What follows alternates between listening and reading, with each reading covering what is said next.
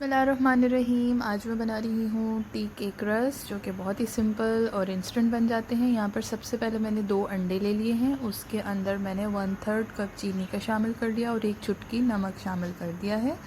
अब इनको हम खूब अच्छे तरीके से बीट कर लेंगे तकरीबन 2 मिनट तक, ताकि बहुत ही अच्छा सा एक फोमी टेक्सचर जो है वो अंडों के अंदर आ जाए। ये बहुत ही सिंपल है, बस इसको थोड़ा सा इसका बीट करने का ही काम है।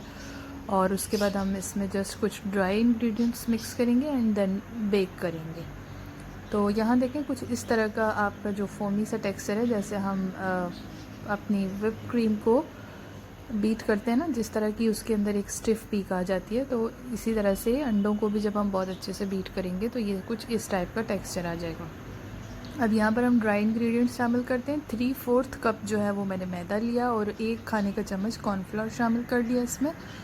अब इनको खूब अच्छे तरीके से हम छान लेंगे और बस फिर विस्क की मदद से फॉरवर्ड बैकवर्ड या अप डाउन बिल्कुल हल्के हाथ के साथ हम इसकी जो है वो मूवमेंट करके इसको मिक्स कर लेते हैं। बहुत ही हल्के हाथ से मिक्सिंग करेंगे ताकि जो हमने बीट किया है एग्स का फोम वो ख़राब ना होने पाए।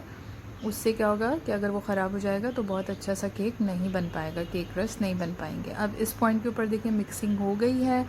अब मैं इसके अंदर शामिल करूँगी वनीला एसेंस 1/2 टीस्पून के करीब, और उसके बाद 2 खाने के चम्मच दूध शामिल करूँगी। एग्जैक्टली मेजर करके डालिएगा, ऊपर नीचे मेजरमेंट होती है तो फिर रेसिपी ख़राब होने का डर रहता है। और साथ ही इसमें 2 खाने के चम्मच बटर, मेल्टेड बटर शामिल कर लें या ऑयल शामिल कर लें। मैंने यहाँ पर ऑयल शामिल किया है।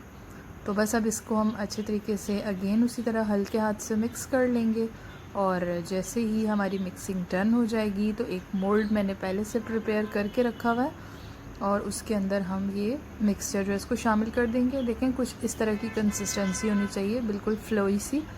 और यहाँ पर मोल्ड को मैंने ग्रीस करके इसमें पार्चमेंट पेपर लगा के मैंने पहले से रख दिया था। मीनवाइल अवन या पतीला जिसमें भी आप बेक कर रहे हैं उसको भी आप प्री हीट कर लें। मैं इसको पतीले में बेक कर रही हूँ। अब देखें, मैंने इसको मोल्ड में ट्रांसफ़र कर लिया है और हल्का सा स्क्यूवर चला दिया ताकि कोई भी एयर बबल्स वगैरह ना रहें। और बस इसको 1 से 2 मरतबा हम टैप कर लेंगे और बेक होने के लिए रख देते हैं। तकरीबन 35 मिनट के बाद आप देखें ये कुछ इस फॉर्म में आ गया है। अभी ये सॉफ्ट है। अब मैं इसको कटिंग करके दोबारा से 10 मिनट के लिए बेक होने के लिए रखूँगी तो ये बेहतरीन किस्म के केक रस की शक्ल में आ जाएगा। तो चले मैं अब आपको इसको कट करके दिखाती हूँ। देखें कितने अच्छे बेहतरीन ज़बरदस्त किस्म के जो केक रस हैं ये बन गए हैं। अब इनको मैंने तो इसको 10 मिनट 8 से 10 मिनट तक दोबारा बेक किया था। आपकी अपनी मर्ज़ी, आपको बहुत कड़क पसंद है तो आप 12 से 13 मिनट बेक कर लीजिएगा। उम्मीद करती हूँ आपको रेसिपी पसंद आई होगी। मिलते हैं अगली वीडियो में। अल्लाह हाफ़िज़।